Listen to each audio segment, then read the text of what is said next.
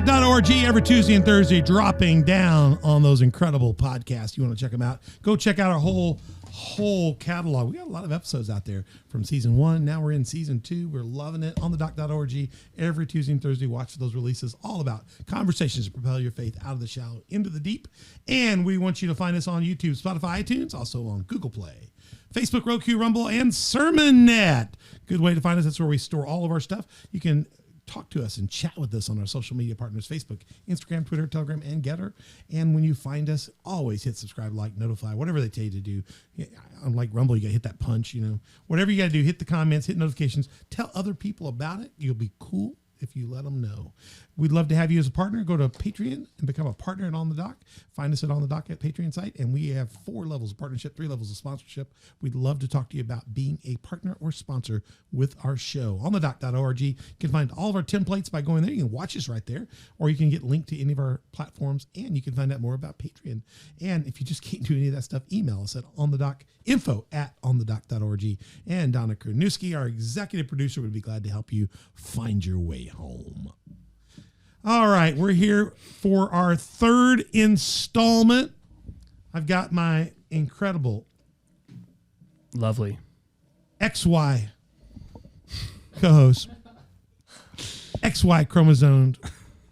Is that not offensive if I tell you XY? I mean, I'm Ben Otto. I'm offended by everything. So. I know you are. You're highly offended. Just that hoodie. That little thing you got there, the little thing on top. That's just to hold his brain in. Some people call it a toboggan. Yeah, we noticed that this haircut in this picture you got, the hair is like flyaway, so we can see why you wear that.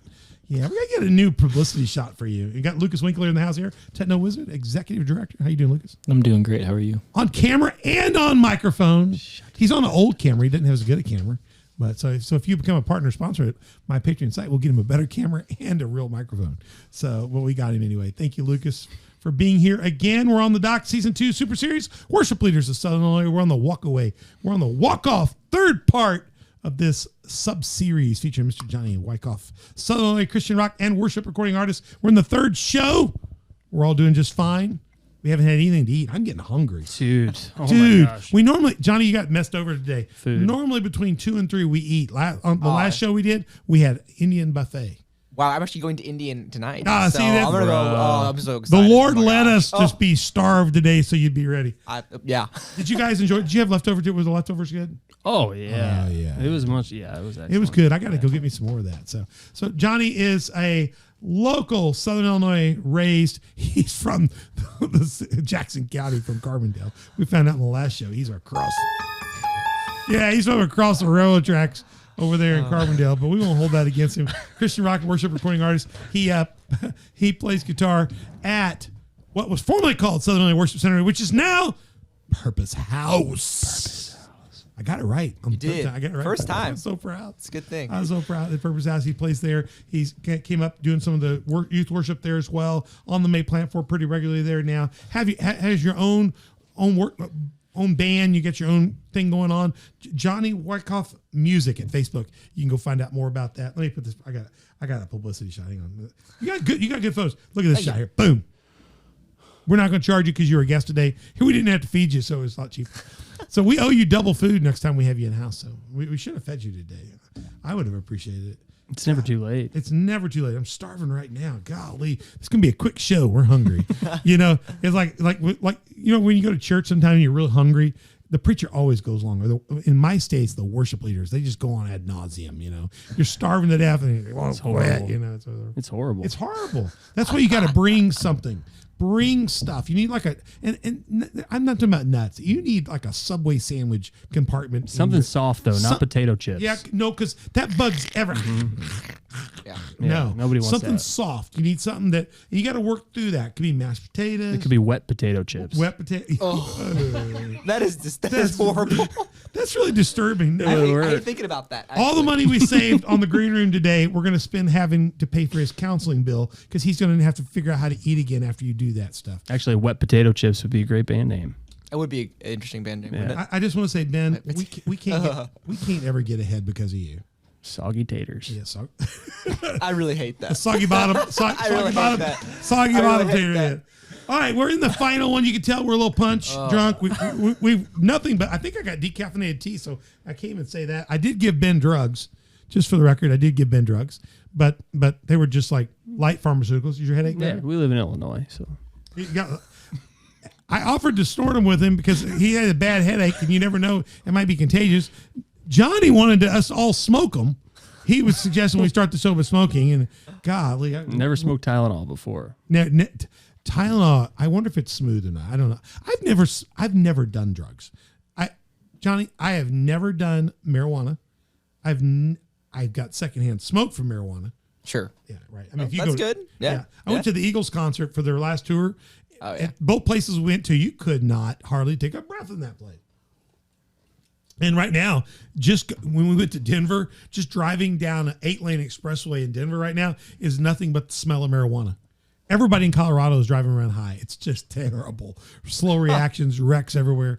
Yeah, but I've taken like drugs that the doctor gives you to help a migraine, but Sure. I've never just taken stuff that I drank like a fish when I was a heathen, but I just never did drugs because I thought there'd be no coming back from me. So if I added that to it, I'd have been gone. Did you ever just turn into a bad raging drug addict or anything like that? No, thankful. So you've grown up in Christian family. You go to show 1. He shares about his salvation story. So he has his own conversion experience. So, but you never really went out and just got really bad. I mean, not like that. I mean, obviously, I've Had your moments. had my moments, right? We all have our Struggle, moments, right? But but we know you're from Carbondale, the other side of those tracks. You know, things happen on the other side of those tracks in Carbondale. So, but I mean, Ben, I got a feeling you've not been near as good boy as other people. No. No. We'll talk about that. We'll talk about that. No, that'll be on your show. Maybe we will. Maybe we won't. Maybe we will. But yeah. I was. Can you believe I've never done drugs? Your boy's been around the block. I've never done drugs. Drug-free body. I know. There you go, man. Fat drug. I'm a fat drug-free body. I never did drugs, Johnny, because I have always had a little bit of addictive behavior. I collect things. I do, and I know that. Makes And sense. I'm a little ADD-ish. Back in my day, they called it high energy. And so I knew. I kind of knew. I remember I took this one guy jumped in the car one time with us to go to Florida. We left the barbecue restaurant at about 10 o'clock and we drove all the way through the night to go to Florida. The guy said, "Hey, can I come with you?" And we were just all going to my parents' house down there. And I said, "Dude, the car's full. All we got's the back of a truck. We have a 4-seater truck." He says, "I'll ride in the back." I said, "That's a long ride. It's kind of damp and it's going to be dewy." He said, "I don't care." He got in the back of the truck and he rode all the way. We drove straight through to Destin, Florida, about 7-hour drive. And he rode in the back. He did good, dude. Had a backpack. He was chilled out back there. So we get into the place where we're going to stay, and we got in like at 7 in the morning. It was our place. So we stayed there, and he says, "Well, my buddy's not even up yet." We got there. He thought we would stop someplace and sleep and get in more reasonably. He says, "Well, I don't know. My buddy that's going to pick me up, he won't even be up till 10 or 11 o'clock. This dude's like tripping." And I said, "Well, dude, just come in and crash on the couch at our house. It's cool. It's cool." So my friend Frank Sala, he was going to use one bedroom. So I was going to use another one. I said, "Dude, there's a couch and just let yourself out and been glad to have you." I said, "We're going back on this day if you want to ride back the other way." He says, "Dude, cool." And he said, the dude reached in his pocket. He was getting his jeans off to lay on the couch. And he reached in his pocket and he pulls out just a massive roll of pills. And he drops them on the glass table. And there's all colors and assorted capsules and pills, along with all the lint from his jeans and everything else that's nasty in there. And he throws that all out and he says, "You guys, I appreciate it. Just help yourself to whatever you want." He was trying to be nice to you. Yeah, he just drops it out on the buffet. table. And he says, "These speckled ones, they're good. I recommend them." And he takes one. And I thought, great. Are you going to be okay? And he just kind of begins to tell us what some of the ones do. He's got quite pharmaceutical knowledge. I mean, there's up, down, sideways. And Maybe he's a pharmacist. And then he took the one, and then the one he says, "I wouldn't take that. That's not good. No, don't take that." So, but I said, "Do you need us to do something with it?" He said, "Oh no, I might need it." But he left those there, and we thought, well, we're cool. So we left him there and the pills on the table. And the next morning, we all got up because we drove all the way through, and got up and he was gone. His pills were gone, and he left 3. He left a little nice 3, a little like 3 set. And they were there when we left, and none of us took guys. I didn't have, we drank like fish, but we never did drugs. And I always thought if I take that first pill, I don't know whether I would know to come back. So I just knew there was a line, and it was a line, and that was before Christ. I didn't know the Lord at all. I just kind of knew myself, but I grew up enough around church that I thought, God, there's no coming back if I do that. So You wake up and realize it's all Matrix. Yeah, you're in the So I just didn't do it, but I do appreciate the dude and his hospitality of trying to show his appreciation for us. And he didn't go back with us. I don't know if he got back. I think I saw him around the campus about a month later. So yeah, that's my experience. So that's the closest I ever came to doing drugs. Is I took a drug addict, something like that. But other than that, I've been good. So your life seems good. You're not married. Not married. You're single. Yes. Okay, good deal. Are you dating? No. No, nothing. I mean, he's available, guys. I mean, ladies.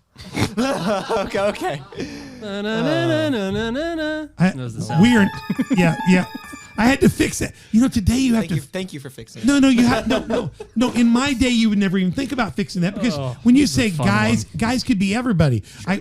Guys could be everybody. Nowadays, you have to watch your. Well, that came out across wrong. I am a Christian. They're going to think I'm. So. Gosh, I was coaching my little daughter Addison's ball team. It wasn't Addison's. This is bad. It's Heather's ball team when Heather was little.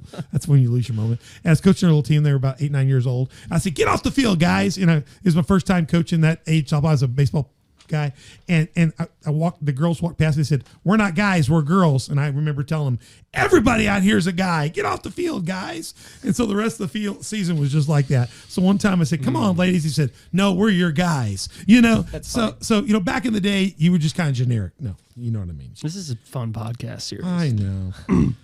What? On the dock unhinged. Yeah, unhinged. Sorry.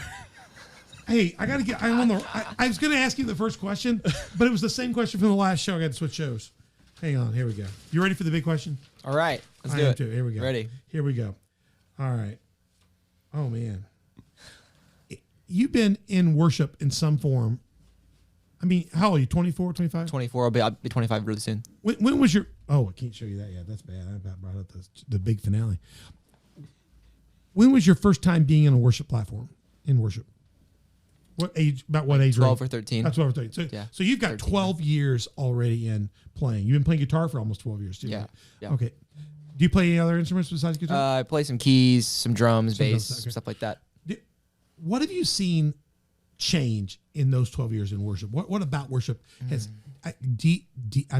devolved, evolved, new? What big changes, big movements have you seen?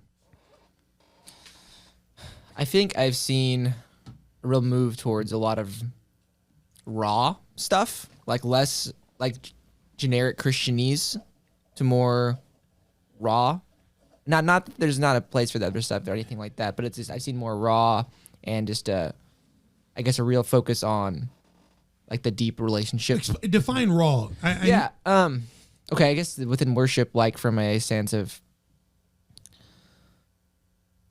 okay. I guess just trying to be I'm trying to think. No, are you talking about being creative in the moment, as in spontaneous worship? Or are you talking about raw, as in not your classic 1-4-5, basic? Well, I will say definitely a trend lately I've noticed is more gospel stuff. Totally, I see more of that, especially with like Maverick City and more of that kind of even in that realm is getting more mainstream, which is fun, different for me. But I've been enjoying it. Yeah, Maverick's popular right now. Everybody's using their stuff right now. Maverick's big. Yeah, the great songs, great musicians. Yeah. So, but that's become kind of the CCM of the today. Yeah. Would you say so? When you say raw, you want to be more on the edge of stuff, a little more. So that's why you have a little bit more of a Christian rock, heavy rock style. And like even for me, like having some songs that were raw, because honestly, I didn't write a whole lot of songs that were that much because honestly I hadn't went through it really. And so because for a big thing for me is like I will not sing a song unless I believe it and I know it and I'm going to sing this like with confidence. I won't do it. So you want something that has some real connection. Yeah. So some deep. Okay, I got you with that. So you're seeing more raw stuff. What else have you seen kind of change in these last 10, 12 years? Let's see. So more gospel stuff definitely, but I'm trying to think from a stylistic standpoint or just anything. Either one, just big movements. Okay. Because we're just trying to take a look at, and then we're gonna flip this over and look at where we think we're going. So, because the one thing we've talked about in a lot of the shows that we've done this is there's been a real note on how spontaneous worship has gone from being unknown to very common. That's today. very common now. Because I mean, I will say even whenever I was first starting in worship ministry. That I mean, it also don't get me wrong. It depends where you're growing up and like all that stuff. Yeah, but but that all came out of IHOP, and they kind of planted that 25 years ago, and that thing's really developed. I mean, I've seen it now, and I like it because it's very like personal in the moment. You can make it very tailored to the people you're around, your congregation. You know what's going on in your congregation more, and so or people in the congregation. And how your Holy Spirit can lead you in those certain moments. Let me use a modern word. It allows you to be very organic to the moment that you're in. Yeah, kind of a spiritual organic moment. You can feel what's going on and feel the soil and feel the atmosphere. We talked about epiclesis, the Holy Spirit moment. And if you can feel that epiclesis moment and you have the ability to do spontaneous worship, one of the best things you can do is just pause there and stay in the moment or extend the moment enough so you can sort out what does God want to do here? And maybe that's something we've been talking about, what we do in those moments. Sometimes we don't know what to do. Do we transition here? Maybe that's where we go into spontaneous worship and let things sort out, whether a preacher needs to come forward and exhort something in that moment of prayer, vigil, or maybe there needs to be a prophetic word given. Sure. Maybe it's a transition after that spontaneous worship where the music director is saying, hey, I'm hearing this song. Let's now transition to this song. Maybe that spontaneous movement gives us a plateau to just hang out with God a bit. Yeah, I think that's what it does. Like I said, hang out with God and see where He was wanting to lead, and then whether that's that moment or at least something else, a different ministry type of moment. Yeah, I think it's really cool. Steward it well. If worship is changed a lot, what did you see COVID do to worship? Well, did I think there are some good things that developed out of COVID? Not COVID itself, but I know for our church, we had the one camera and the long pan, and you could listen to the service, or you could watch the one miserable camera from the back that looked like you're watching ping pong. Yeah, I mean, and now we've got great cameras everywhere, and I mean, great. I mean, from even that sort of, this is a production perspective, right? But what it does is enhance like the experience for people that are viewing online. People that are going to be... and I agree with that. Our people at home, we have some really jamming people that are connected, and that's good for people, especially the ones that can't get here, that are really shut in. Yeah. We also have people that are traveling, and they get a good experience. One thing that concerns me, though, is some people have begun to substitute the online experience for their worship experience, and so now it all becomes like an independent study class. I think there's a place for it. I think it's great for traveling, or if you can't get in, or some people can't get out, right? I think that's great, but I think it's dangerous, like you're saying. Whenever the point, it's like, oh yeah, I'm just gonna watch it because there's no community. The community's not the same. You're not gonna be rare, and also, I mean, there's no give back from you, right? There's no take. Yeah, there's no the exchange is different. I guess from as community. I like the fact that we have it available. I think it way outweighs not having it available. I think what I want to be careful is that we don't get lazy. That's what I was about to say, actually. Yeah. People get lazy. Oh, I don't feel like waking up. I'm not I'll gonna just put the energy. We'll watch it in bed. We'll turn the YouTube on. Yeah. And actually, Catch it later. I heard one person told me, they said, we actually get closer to you there because they shoot me body up. So I'm just, my beautiful dressage. We use that word in one of the other episodes. They get to see my countenance and they follow me tightly. And they say, the church, we're in the back, we get distracted. So we can just sit and unadulteratedly watch you. And I'm thinking, I don't know if I'm comfortable with that. First of all. Number two is, it's not just about watching me. It's about interacting with the body. Yeah. There's more. I don't want us to get one dimensional thinking. It goes back to, there was already enough trouble in the church with the worship team is seen by many as performing to the congregation. And there's a lot of churches that kind of see themselves as watching a performance. Now we've added a TV show to it. Now, it could be a good or bad one. And so now that's even worse, So I think there's great things about it, but I want to make sure that people aren't substituting that for. So I think that's one change. What other changes did you see come out of Purpose House now? It was formerly Southern Illinois Worship Center. How did COVID change y'all's worship? So is there anything that's still different because of COVID? Different because of COVID. In a good way or bad way? It could be good, bad, different. Could we learn to do this? I mean, I've noticed just people. I think people really were excited to get back in the house. It created some new energy. It created people because we were right before COVID. We were on our church. We were really going. I think had a lot of great momentum as a church, and COVID kind of put the brake on a little bit, and it just did. But people got to come back. We had less people, but I think the people that were back were really ready to worship. People were really ready to be back, really ready to be in the presence of the Lord and with the believers. And I think that momentum has helped us. And then we've really nurtured that as a church. I know it's something that we've really tried to do. And so I think we're seeing some effects of that as well. Have you seen, how have you seen video streaming change worship experience? I mean, yeah. Because, I mean, before we had some cameras and stuff, but now we've really been fortunate enough to where we've been able to expand that. And so I've been looking back at some live streams. I'm like, wow, like things have really changed from a level of production we've been able to put out for people to go experience the services online. Which I think has been a good thing. And I do too. Generally, it's very good. I think I do too. People can watch our church and they can get a totally different impression than if they come to the church because you can put them so in it. It's hard to recreate that unless you come yourself to be vested. And I will say, like, too, it's cool for even a lot of smaller churches that never did anything like that before, right? Really, right? It's cool because it's also opened up a whole nother avenue for people to reach as well. Because like some smaller churches that didn't really do live streaming before, but now they are. It's helped them have more reach too, because like now almost every church is streaming. Well, I'll tell you who's not streaming are churches that stopped meeting through COVID and didn't do anything. They didn't return. So I found that churches that didn't work toward a streaming alternative have almost either not existed or become closed. We had a lot of churches closed or become so irrelevant that they lost a lot of people.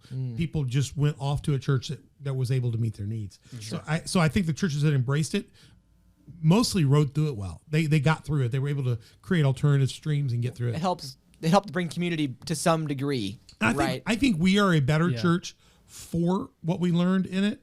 I don't think we can be the same church if we think we're going to keep being there. I think we got to push up from there's new territory. So let's go another way. So this is probably the biggest question for this wrap up session. And Ben, if you got some other questions, you can throw out at the young man. I mean, you can just kind of lay them out. What are the biggest challenges or changes or evolution that you kind of foresee coming? If you had to kind of go invest in a certain company or certain process or a certain thing, or you had to predict kind of where worship's going, where do you see worship migrating in the next? I mean, you're at a church that's one of the most cutting edge. You got one of the newest sanctuaries in our area. You've had all the vendors come through with the latest technology to try to hustle you guys into buying it. I don't know if you bought it or not, but I know you guys have the resources to do those kind of things. So you've been looking at technology. You've been looking at video equipment and looking at how you put it up. And where do you see evolution of worship going in the next year, 2, 3, so that it won't shock us? Because I think spontaneous worship didn't exist 25 years ago, other than at IHOP. International House of Prayer was doing it. People thought they were different. I went out there when they first opened. I spent lots of time there. I'm very friends. I support people out there. And so it became very common to me. I tried to bring it back into a church 20 years ago, and they tried to copy it by planning it. You can't. They literally tried to plan the spontaneous worship and plan it out and what would happen in the spontaneous time. And I said, you can't do that. That's not spontaneous. But the worship leader didn't have the capacity to do spontaneity. He was a planner. And so it didn't work, and then now you've got a generation of people like Ben and you guys that have grown up in the IHOP world, and it's not the fringe, it's the norm. So you're free, just cut loose, and you got musicians around you that can flow with you. And so that's come on. What do you see the next? What's the spontaneous worship of the next 3-4 years? What's that new thing? I think I see spontaneous worship still being obviously a very big part of what the worship is. But right now I just almost feel like what we've actually been revisiting is some old stuff. And you think Maverick City is an example of that they're hot and fresh, but they're using a lot of not old sound, but old lyrics, old stuff like that. Yeah, like older songs that are hymns, right? That you've taken some lyrics from, or even the hymns themselves and revamping. People have done that a lot, right? Right. But I think that's really always a really powerful thing in a service. I love it when you're able to tie back to an older song. Oh, I think so too. And it also hits people of a different generation because wow. And there's something about some of those songs, man. There is. Crowder was doing that for a while, for a while. Yeah. Hymns. Yeah. But you see, like Shane and Shane, I do a lot of worship initiative. Shane and Shane, they do a lot of that stuff where they're pulling stuff in. You're seeing a lot more of incorporation of components into, like, for example, on Christ the Solid Rock, one of my 2 favorite hymns, it's fragments of that are now found in about 4 or 5 different CCM current pieces right now. You can find fragments of that song scattered across Great about song. 4 different songs. Love that song. I'm never sure which one's going to be at my funeral. I just want Ben to do all 4 versions, 5 versions. And I love the fact that people are stretching it, and hymns that disappeared are on their way back. They've got bridges written. They've got new things kicking up. Yeah. New arrangements. Some of these didn't have choruses. They got choruses now added. Yeah. And I see older people kind of getting excited about it a little bit. Yeah. At the same time, young people are getting introduced to some stuff that had some good theology in it. Yes. I think that's important because with like a lot of this new stuff, it's easy. I don't know. It's easy for people to lose the liturgy and the theology and a lot of the hymns that's so powerful, and worship can become seemingly shallow. So I think, I mean, because really, a lot of worship is we also are teaching theology. yeah, Right. We are. So you think there'll be some more revival of restoration or renewal? Kind of like, what's cool is like if you watch on any of the movie channels or TV channels, everybody has their flipped house. We fix the house, turn it over, make a bunch of money. Yeah, sure. There's about 60,000 of those shows right now. Do you think like buying old hymns and flipping, reworking them and flipping them will be a trend you will see in the next 2, 3, 4, 5 years? That's going to be very popular I think we'll see some of that. with some fresh music approach. Fresh music approach. I mean, I think there's no reason why we shouldn't see that. A lot of what you would have now would be still, you would see the heart of the verse would be in there, but it's been reworked. But I think you're going to start seeing more where the words are used, but the music may be totally reworked even. Well, yeah, and there's been songs I've definitely heard of, like, I know those are lyrics from a hymn. I'm like, I didn't know, someone told me, but I'm like, that's cool. I mean, and I know some hymns and stuff, but I think hymns are largely lost right now. That I'm in that in between because I started my beginning of my ministry was all hymn based. So it was very common for me to be the hymn leader for first 4 or 5 years. I wasn't always the hymn leader at all, but so and so was sick. Pastor, I'll just lead the hymn. Today we're singing from 122. We're singing all 3 verses, just as I am. Let's go. And I kicked my microphone off and back up with the microphone, and everybody just sings. You know what I'm saying? Yeah. So I mean, that was my beginning, and I mean, and I miss a lot of that, but I don't necessarily miss those old hymns. I miss what I got from them. And so when Ben kicks in a song now or does a new song, and then at the end tags the original. Yeah. The new, and then you tap and go, wow. It's like a fresh water just hit you, and you go, man, if they had that when I was earlier in ministry, I could have kicked things up then. I think there's been a big gap where we lost a lot of that. And I'd like to see recovery. We're going to start flipping the hymns. Today's hymn we're going to be flipping and reselling is in Christ alone, we're going to do Because He Lives, There's a lot of hymns I'd like to put out on a list to be done. And some of them are being done, but you think more of that'll happen. And who are some of those guys? Who are the bands you're listening to right now? bands I'm listening to right now, I'd say Phil Wickham, Cody Carnes, Phil Wickham's Elevation. Okay, Phil Wickham. Phil Wickham's one of my favorites. Phil Wickham, Cannons. I love Cannons. Phil Wickham, if you know anything about it, it was the worship leader to IHOP, not IHOP. He's who they go to when they want to worship. Huh. So they would bring Phil Wickham in when they were having their own retreats because they're all worship leaders. Sure. And he was kind of like the guy they brought in when they took the Sunday off. Mm-hmm. And so there's a deep relationship between them and IHOP. So I remember when Phil Wickham was just kind of, he'd be their worship guy and some of those old songs. So Phil, who else was it? Elevation? Say probably Cody Carnes as well. Cody Carnes. Very cool. Very cool. So you see other changes you think happening in the next couple of years? Anything else hit you? Ben, you're welcome to jump in. Yeah, jump in if you have something, brother. Yeah, I don't know. I mean, it's kind of a tangent, but I like something struck me a minute ago, and I think it's interesting that so like we're talking about what worship looks like, but I think it's in a very, and I think it's okay because it's our context, but it's the American church context.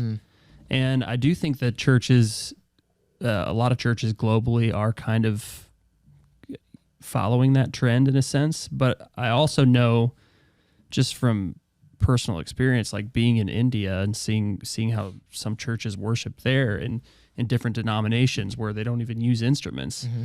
Right. African churches predominantly, in Liberia where work is predominantly percussion. Yeah. I mean, and not even, I mean, they'll use drums, bad drums, but I mean, just sasas and simple, Yeah, like rhythmic. Yeah. Yeah, And I think it's just important to recognize that there's beauty in all of it. Like when Haley and I were in India a couple of years ago, we we were with a denomination that, I mean, literally would think of me as a sinner for using an instrument in worship, because in their opinion, instruments were only used when they went into battle or whatever. Well, isn't worship a battle? Anyways, yeah, but I remember sitting in through those church services, not understanding the language that they're singing, and the worship doesn't look anything like what I'm used to, because obviously I love worshiping with instruments and all of that stuff, but it's just a cappella in Hindi or a language I don't know, and I'm like brought to tears by incredible. Like, it's just beautiful. Yeah. That'd be a challenge for us. We've got worship. I've got around here somewhere around this church. We've got about 6 or 7 or 8 African drums we brought back with goat skins. Real ones are tuned a little differently. We hit them. We've got salsa. We've got at some point in time I want to sell those on eBay, but they're all special because every one of them are sacred. They come from a church. They're all anointed. That we've got salsa. I've got salsas in the room. We've got what do you call the boxes you guys play? Cajones. The cajon. Yeah. It would be cool some Sunday to do a worship service that's nothing but percussion type stuff. Sure. To drive kind of an unplugged percussion only. Be interesting. And just kind of do a tribute, because I listen to them do like the Yahweh song. Oh, it's incredible. Or some other stuff that they're doing that's really kind of cool. I know it's a little bit different genre, but gosh, the worship they can go like that for a long time with nothing but percussive type leadership. Yeah. Yeah. So I am looking to see maybe down the road as we become more multicultural, our church, other churches here, whether we'll begin to see some international influence back on our ministry. We haven't quite seen that yet. We seem to dominate it still the other way. So hopefully maybe that'll have some impact.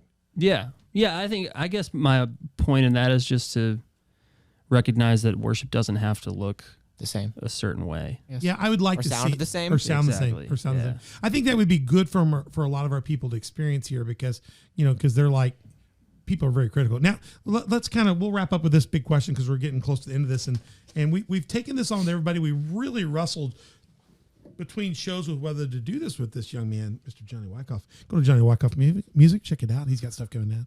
But then we got thinking about the kind of stuff he does. He does some really cool stuff. You got Christmas Carol stuff you've done. You're doing basic contemporary Christian stuff, but you've also got some pretty Christian heavy metal stuff out there too. Some hard rock stuff, definitely on the Ben verge of had metal. Ben had to have a serious ibuprofen headache relief because of just your music. We're gonna play a song of his afterwards. Did he go heavy metal on the song we're doing today? There was some pig squeals and things like that. Oh my god! Not big skill. Oh my gosh! Jesus is rock. Soundbite it. No, Soundbite it, Lucas. no. Oh my gosh! No. Well, no. No, it was beautiful. It was a beautiful. great, it was a great song. Okay, so you're not going to get that today. So you're going to have to come find that, because Johnny did a thing for us for the House of Hope Fun Day a couple of years ago. And it was stellar. It was just edgy. I love it, because I'm a 70s rock guy. I mean, dude. If I told you who my favorite rock band is, I've got lots of favorite, like the Eagles stuff. But I mean, I've been known to watch a group that paints their faces. I went to their closing tours, but I mean, I like a little bit of stuff like that. Sure. So, The Wiggles? So, yeah, the Wiggles. The Wiggles, yeah, that's hard. Wiggles, That's really hard. But I mean, neither here. Don't put that on Facebook, Instagram, Twitter, Telegram. We don't hear about your gripes about that. So that was back in my sinful days. I did see their closing the world tour though, so it was good. But we know, we wrestle with this because you play different music. You are playing some music that sounds like some foreign music to some people. I know I mean, and for some people, it's just a refreshing sound. I know you've been on worship platforms and you've had to deal with people, and I know you can hop around when you play guitar. I've seen you move. You can move, and I know some people might have you be playing some church, and some kids are finally guitar, and then there's the old guy in the back that's got his fingers in his ears.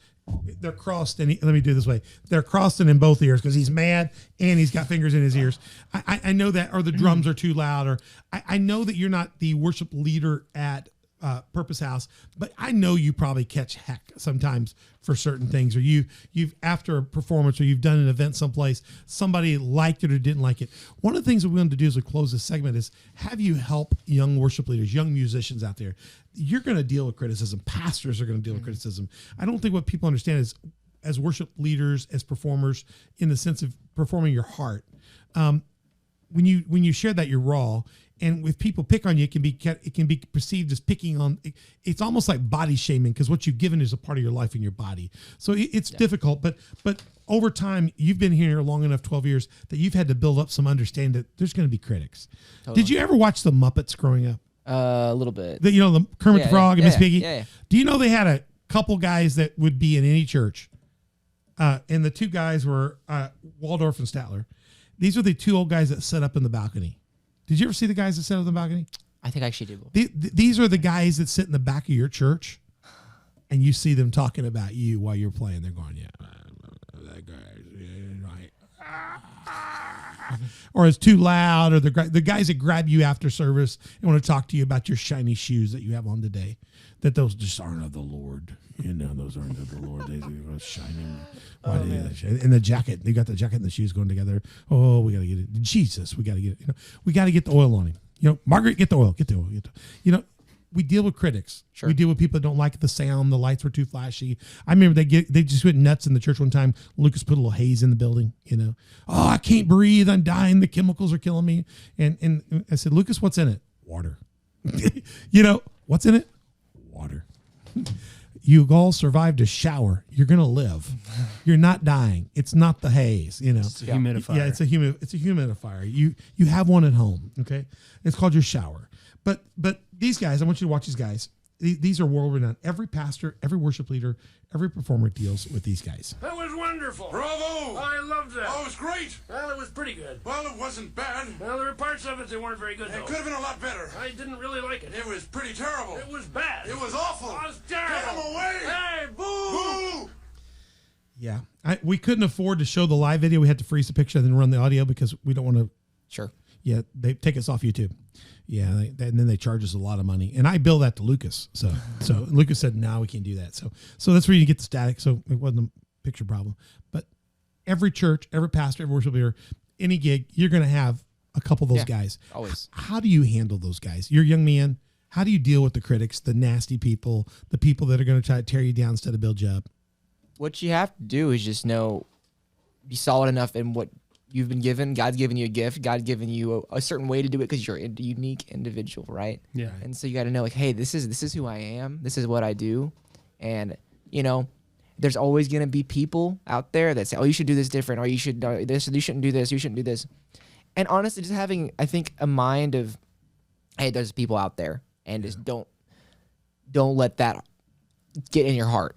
Mm-hmm. Hey, right? Don't let that get into your heart where it can cause, because if you do, it can really start to dismantle what God's put inside of you, and to hurt your ministry, hurt yourself, and hurt your it can go even to the part of like doubting yourself or what God's given you, and you just don't want to go down that. Yeah, I want to give an example here. This is a hypothetical for all of you listening. So understand, this is a hypothetical.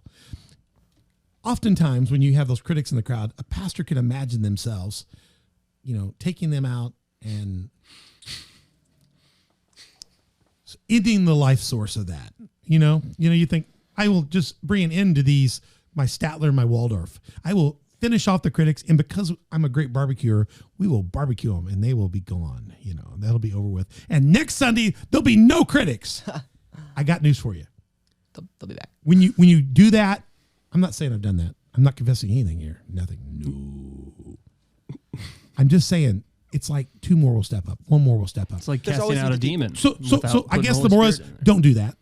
Hypothetically, don't do it. There's no reason for you to get in trouble, because I think the Lord allows that to be there because it helped. I think learning to be used the key. Yeah. It's being confident in what God's given you, and how you do it, and how who you are, and because we have a unique way. Everyone has a unique way of ministering. Be you, then be the best you. But more than that, be you, then believe that you're really you, and go live it. Because Go do it. whenever you're operating in a full confidence, like I'm doing what I know I'm supposed to be doing, and the way I'm supposed to be doing it, that also connects with people, because people see that And passion, see that heart. And I think you can learn. You can learn from people. We're not saying don't take criticism. We're not. Definitely not. But filter out. You got to learn how to filter out destructiveness from critique. Critique can build and can help you. Yeah, maybe this needed to be. Maybe I need to explain. Maybe this wasn't for you. Maybe I should have said, if you're over 16, you got hearing aids, turn them down, put cotton in. Sure. But for all you young people, maybe there's things you need to do, or we shouldn't have flashed this light right in your face, or maybe we should have put something in the bulletin that says this haze is not a chemical, it's just water. We can learn from things. And like our church, we have this safety advisory that's up on a board when people come in, and on the screens, like you're being filmed live now. Because people said, well, you need to tell people you're filming live. what part of the cameras can they not see with people behind them that they don't think we're filming live? Now we have to tell them. So rather than me being rude to those people, we put an announcement in. Yeah. And, when people say something, just show grace.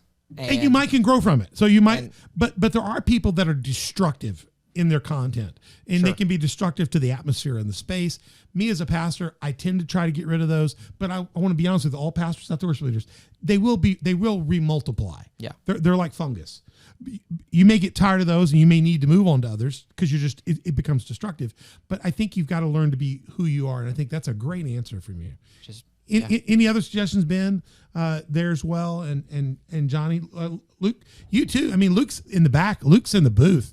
I mean, we think the worship leaders get it, but I have news for you. The guys that are running the knobs and running the lights and pushing the hazer button can get it, can't they? Oh, yeah, they can. There are people that wait on them afterwards. Matter of fact, what's really cool about it, when ministry started, Lucas, I would get bombed if I was too loud or if this was this or this, that. Now they don't even talk to me because people now know I got to go to that booth. Everything happens in that booth. It's his fault. The door's locked. It's why we have a coded lock and we have a security person that keeps people from getting in there too easy. Next season, we may have to add bulletproof glass. We don't have glass right now. Right now, you can't really just leap over either. It's kind of hard. It would make mixing a little challenging. Yeah, but I mean, sometimes you can get stalked. You've got to know who you are and what you're about, and sometimes you need to listen. And sometimes it's good. There's a difference between constructive criticism, right, and then just people trying to. Can't you see that in their eye? I can see it in people's eyes and their heart and the way they come at me. You can usually see that, right? And they either begin with appreciation or they lift you up and then they say, "Oh, by the way." Yeah. And I can handle it by the way. Sure. And there's also, I will say, luckily, I haven't had to deal with as much of that. As probably a lot of people have. Oh, yeah. And I do realize there is there, and that will always be there. But a pastor can get a load of that. Like this Sunday. Let me give you an example. Sunday, I misspelled a graphic in one of my slides. Instead of saying label, I said label. I had one typo. I saw the typo when I did it. Lable. And I just declared it up front. I did that. I made my own slide. I make my own slides. Please don't gripe at Alexis. Please don't gripe at Lucas. Please don't gripe at Haley. I did that, and I picked an opener for them a few weeks ago, a new bumper. I bought it from Sermon Box. Should be good. It had 3 misspellings in it. Didn't catch it till we showed it. Alexis was horrified. She wrote me and said, "There's 3 misspellings in this." I said, "I know." She said, "You paid for that." I said, "I know." And so the next thing I got up, I said, "Guys, we're going to keep doing it because I got 3 more parts to do this with. It's misspelled, but no, none of our staff did that. Your pastor bought that to give them a break for 3 weeks." And so I called the company and said, "You guys, got misspelling in there?" They said, "Well, we've had that out for 2 years. Nobody's even told us." I thought, man, we did get it back for free. But my point is, people will gripe at you. They'll write you letters and tell you how many times you misspelled. I get notes about how many things I misspelled on things sometimes on Monday or Tuesday. And most of it's nice, but some of it can be real critical. Or you were too long, or, I missed my meal, or, But I think that says more about that person and what they were bringing to it than anything. Staying true to what God's called you to do and how you've called you to do it, and He's given you direction, and He's given you wisdom, and He's given you skills, and use it, and surround yourself with good people that can help you. You said at the beginning of this series, 3-part series, go back and watch it all. You said, "I am a child of God, and firm foundation are songs that are kind of your ethos." Yeah. And you said Psalm 40 verses 1-5, and the key verses you said were out of the muck. Yeah. Out of the muck, the mire. Out of the muck of mire came what? Set my feet on solid ground. Set my feet on solid ground, and began to sing a new song. Yeah. That for a young man at his age to have that together like that, to have a credo verse. My credo verse is dream dreams and plan plans so grand that if God's not in them, they're doomed to fail. That's been my credo verse my whole ministry, is make sure I'm out on the edge just enough that I need God. Because a lot of things we do in the church, we really kind of plan it so that we don't need God. So we just look good. I like to get out there just enough that if He doesn't save me, my earlobes are going to smack the concrete. And I just found that when I get out there, God just amazes me at what He can do. I'm going to be amazed to see what God's going to be doing with you in coming. I hope people will go to Johnny Wicoff Music's Facebook page, check it out, see what you're going to be doing. I can't wait for your first album to be out. I will use Ben's credit card to buy that as soon as it comes out. Perfect. I'm going to do. Ben, what's those numbers? You want to put them out to the congregation? Unfortunately, it's already maxed out. It's already maxed out there. Yeah, Ben needs somebody to donate him a truck. You want a truck? I would love a truck. Yeah, go to my Patreon.site and talk to us about how we can get a truck for the show. We'll let Ben use it the rest of the week. So we don't actually need a truck. Ben needs a truck. So, Johnny, it's been great to have you. Any final words, Ben? No, man. I appreciate you. I do appreciate too. your I heart. appreciate And it's just you're and you're gonna do the authenticity. and you're gonna hear from Johnny Wicoff as we go out with the closing song, which he did by himself. You didn't help him, Oh, man. Sometimes he supports you. You're just a one man machine. It's gonna be great. Lucas is excited about it. Lucas, thank you so much for being with us for the filming of these three. And as we get out of here and we move on, check out On the Dock. We got lots of episodes, lots of programs. Go back and check out other of our Worship Leader Southern Illinois series. We also have our Well Done series, all part of season 2 and more coming up in season 2. It's going to be really exciting. And we got a big finale we're putting together for all the Worship Leader series. That'll be coming up. We'll be talking about more of that real soon. But make sure you're following Mr. Johnny Wicoff. Go find out more about him and what he's doing. And check out this incredible song as we go out. And you can go to onthedock.org, find out more about us, platforms, and all those kind of things. Info at onthedock.org to get information. And find us at YouTube, Spotify, iTunes. You're available on those same platforms as well. Yes, sir. Right? Google Play, Facebook, Roku, Rumble, Sermonet. And we'd love to hear some things. Facebook, Instagram, Twitter, Telegram, Getter. We don't mind your critique. Don't be mean. We'll just delete you anyway. So, but we would love you if you're trying to build up the kingdom of God. And we'd love to have you hit subscribe, like, notify. We'd love for you to be a Patreon partner, especially if you want to get a truck for this man. You need like a work truck. yeah, a truck. Well, we need one On the Dock. Be a Patreon sponsor partner and do that. And tell us about Purpose House. What time's church on Sunday? 10 a.m. 10 a.m. Come on out to them. We're also 10 a.m. at Community Faith Church. We're at opposite corners of the same intersection. So just look for the worship service that's happening and go to that church. And then the opposite week, go to the opposite corner and go to that worship service. Check that out. We'd love to have you both here at Community Faith Church or at Purpose House. They've got a great worship service going 10 o'clock Sundays. We also meet Wednesdays at 6:30. Go to coftv.com to find out more about our church. What is the website for you guys right now? SIW Center. Right now. SIWcenter.org. .org. All right, so check that out. We'd love to have you. Now, as we go off the air and we enjoy this, enjoy the music of Mr. Johnny Wicoff, and we'll see you soon again. I'm Pastor Troy, and we're on the dock.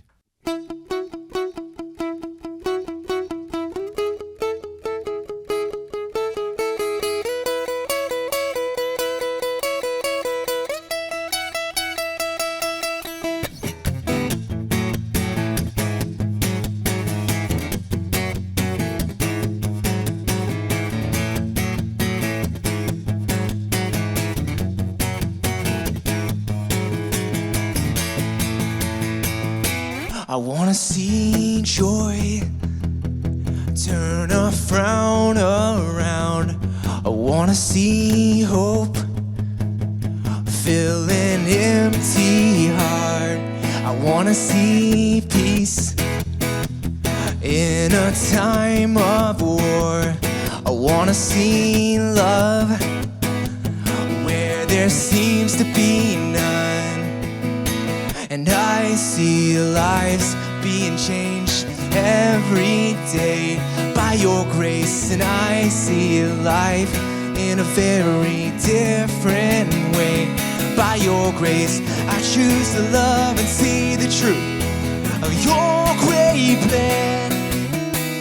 I choose to hope and trust in you and your great plan.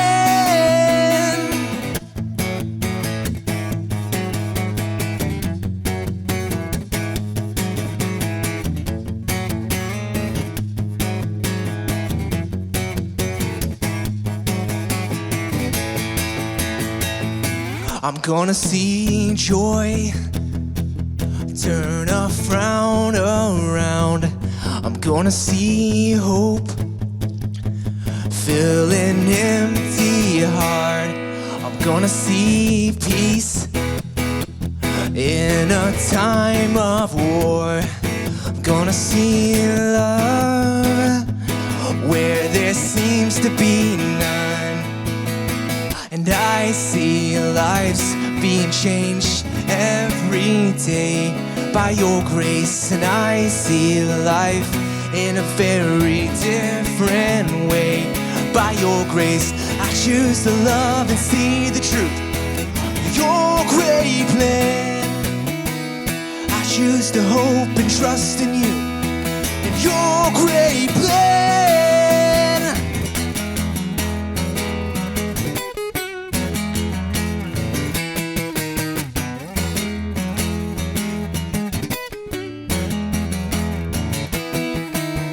I choose to hope and trust in you and your great plan. I choose to hope and trust in you and your great plan. I choose to hope and trust in you and your great plan. I choose to hope and trust in you and your great plan. I see lives being changed every day by your grace, and I see life in a very different way by your grace, and I see lives being changed every day by your grace, and I see life in a very different way by your grace. I choose to love and see the truth, your great plan. I choose to hope and trust in you